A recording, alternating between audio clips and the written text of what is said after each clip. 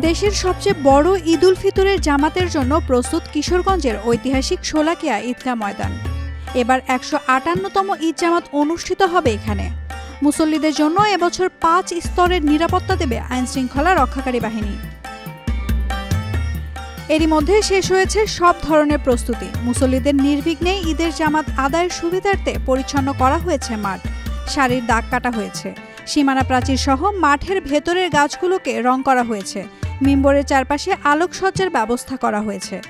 স্থায়ী অজুখানার পাশাপাশি নির্মাণ করা হয়েছে অসংখ্য অজুখানা। সুপেয় পানির জন্য মাঠের বিভিন্ন পাশে ও আশপাশে স্থাপন করা হয়েছে টিউবওয়েল ও পর্যাপ্ত পরিমাণ পানির ট্যাঙ্কি।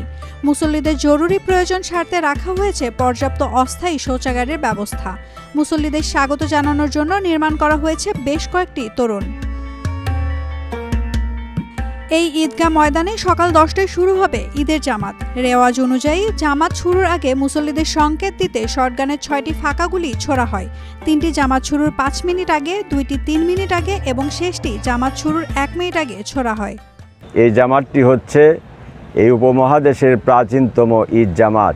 মূলত 1828 সন থেকে বড় জামাতের প্রচলন হয়, যদিও এর আগে থেকেই এখানে নামাজ আদায় হয়ে আসছিল।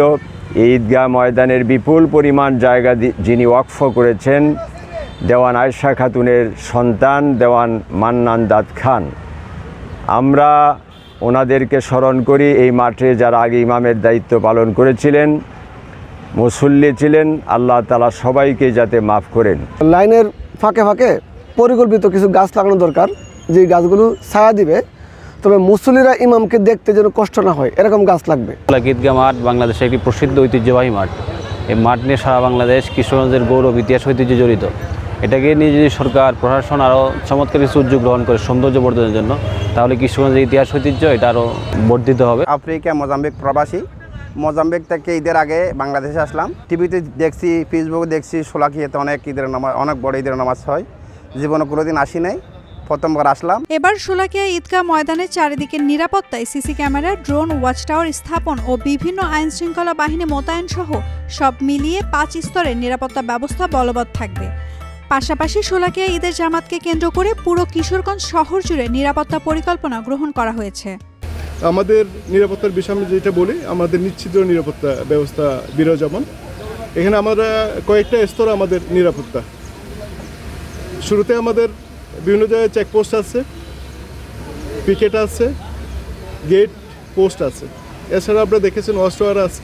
ওয়াচ টাওয়ার আমাদের 4টা এবং র্যাব সিও স্যারও বলেছেন 2টা। এছাড়া আমাদের বিভিন্ন জায়গায় গোয়েন্দা নজরদারি এটা আগে থেকে অব্যাহত আছে এবং এটা চলমান থাকবে। ট্রাফিক ব্যবস্থাপনা আলাদা, যেহেতু এখানে প্রায় ধরে নেওয়া হয় যে প্রায় 6 লাখের মতো সম্মানিত মুসল্লিরা আসবেন। বিশাল একটা ফ্লো, তারা যাতে সঠিকভাবে আসতে পারে এবং নামাজ শেষে যাতে সুন্দরভাবে যাতে চলে যেতে পারে এবং সুষ্ঠু ট্রাফিক ব্যবস্থাপনার লক্ষ্যে আমাদের সেটাও বিদ্যমান।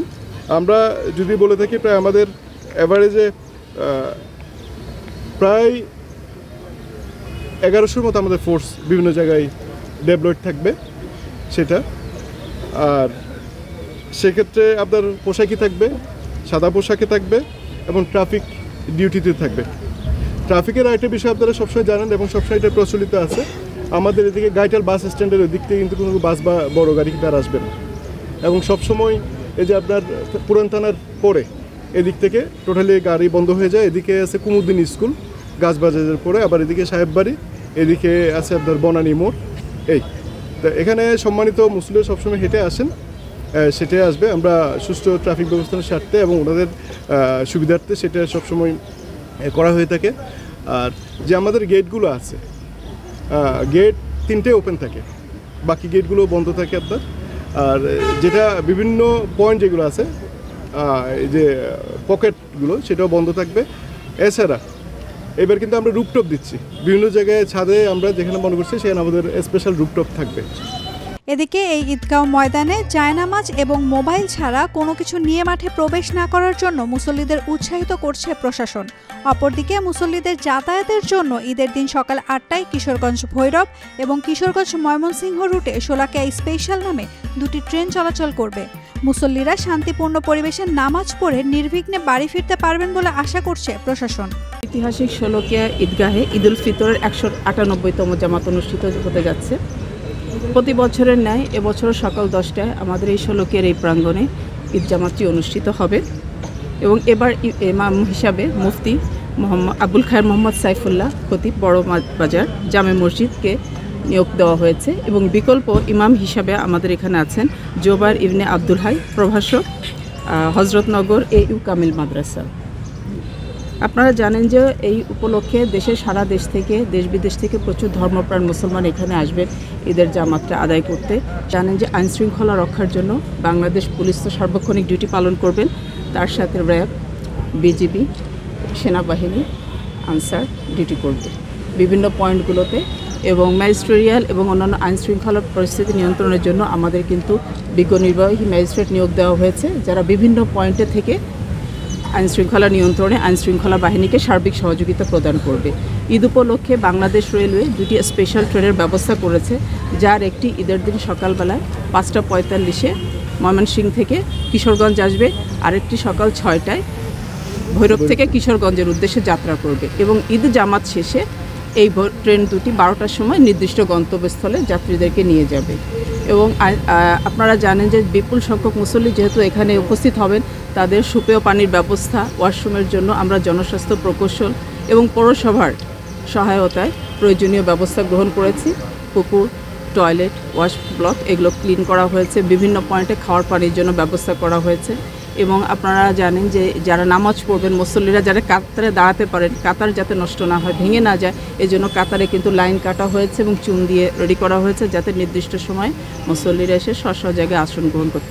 এবার একটি বৈশিষ্ট্য হলো যে এবার আমরা যারা আসবেন মুসল্লি যারা ঈদের জামাতে অংশগ্রহণ করবেন তারা শুধু জায়নামাজ এবং মোবাইল ক্যারি করতে পারবেন, কোনো ধরনের ছাতা বা অন্য কোনো ধরনের ইলেকট্রনিক ডিভাইস নেওয়া যাবে না।